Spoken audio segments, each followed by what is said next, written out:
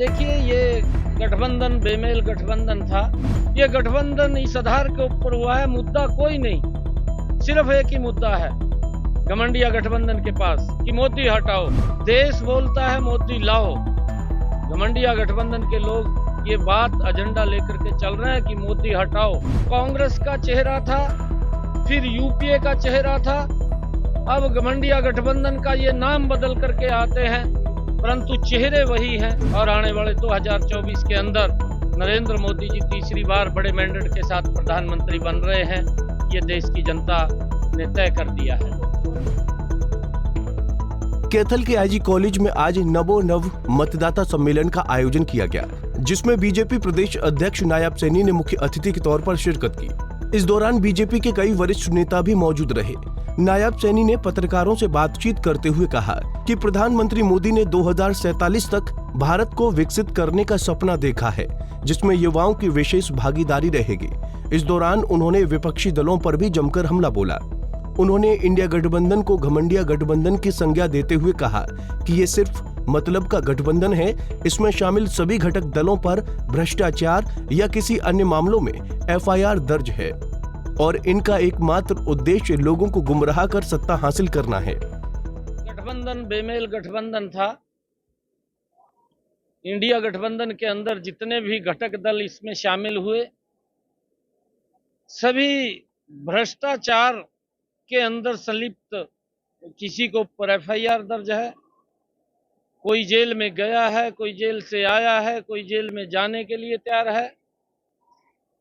और इनका एक ही ध्येय है कि देश को, लोगों को गुमराह करके कुर्सी हथियाना, देश के लोगों के बीच में झूठे वायदे करके कुर्सी हथियाना और फिर भ्रष्टाचार करना। देश के अंदर 2014 से पहले क्या स्थितियां थी भ्रष्टाचार को लेकर के, और इनका जो गठबंधन हुआ है, ये गठबंधन इस आधार के ऊपर हुआ है, मुद्दा कोई नहीं, सिर्फ एक ही मुद्दा है घमंडिया गठबंधन के पास कि मोदी हटाओ। देश बोलता है मोदी लाओ। घमंडिया गठबंधन के लोग ये बात एजेंडा लेकर के चल रहे हैं कि मोदी हटाओ, परंतु आज देश के लोग समझ चुके हैं, आज देश के लोग जान चुके हैं, जो ये घमंडिया गठबंधन के लोग हैं, इन्होंने जिस प्रकार से देश के लोगों का, गरीब का वोट लेकर के उनका शोषण किया, और इन लोगों को आज देश का हर व्यक्ति जानता है कि ये चेहरे वही हैं। ये जो कांग्रेस का चेहरा था, फिर यूपीए का चेहरा था, अब घमंडिया गठबंधन का ये नाम बदल करके आते हैं, परंतु चेहरे वही हैं।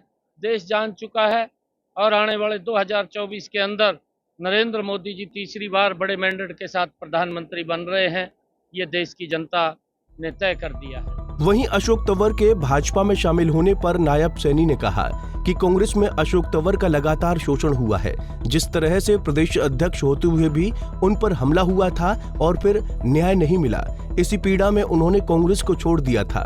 बीच में अशोक तंवर रास्ता भटक गए थे और आम आदमी पार्टी में चले गए थे, लेकिन बाद में उन्हें समझ में आया कि ये तो उनसे भी ज्यादा भ्रष्टाचारी पार्टी है।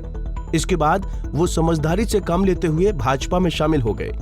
नहीं, देखिए, अशोक तंवर साहब कांग्रेस के हरियाणा के प्रदेश के अध्यक्ष रहे हैं, युवा कांग्रेस के राष्ट्रीय अध्यक्ष रहे हैं, कांग्रेस के विभिन्न प्रमुख पदों के ऊपर रहे हैं।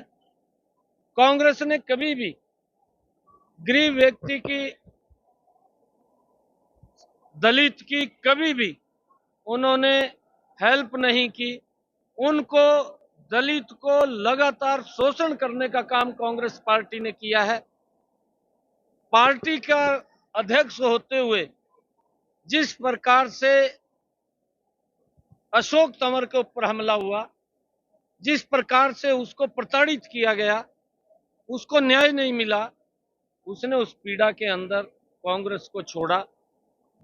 वो रास्ता भटक गए थे और आम आदमी में चले गए थे, परंतु जब उन्होंने आम आदमी के अंदर जाकर के देखा, ये तो उनसे भी बड़ी भ्रष्टाचार के अंदर पार्टी है, क्योंकि जिस प्रकार उन्होंने लोगों को कहा कि हम कट्टर ईमानदार हैं और दूसरी तरफ भ्रष्टाचार हो रहा है, तो उन्होंने उसको भी तिलांजलि दे करके भारतीय जनता पार्टी में आए हैं।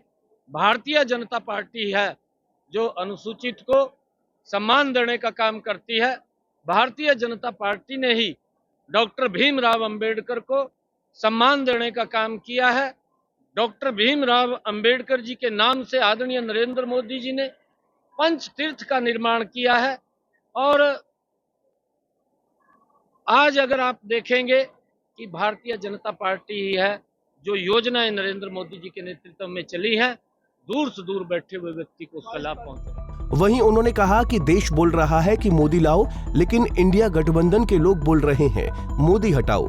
परंतु देश की जनता इस गठबंधन की असलियत समझ चुकी है और इसके बहकावे में आने वाले नहीं है।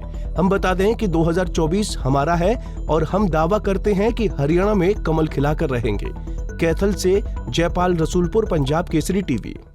हमसे जुड़े रहने के लिए हमारे YouTube चैनल को सब्सक्राइब करें और नई वीडियो की नोटिफिकेशन के लिए बेल आइकॉन को दबाएं। अगर आप ये वीडियो Facebook पर देख रहे हैं तो लाइक जरूर करें और ज्यादा से ज्यादा शेयर करें। धन्यवाद।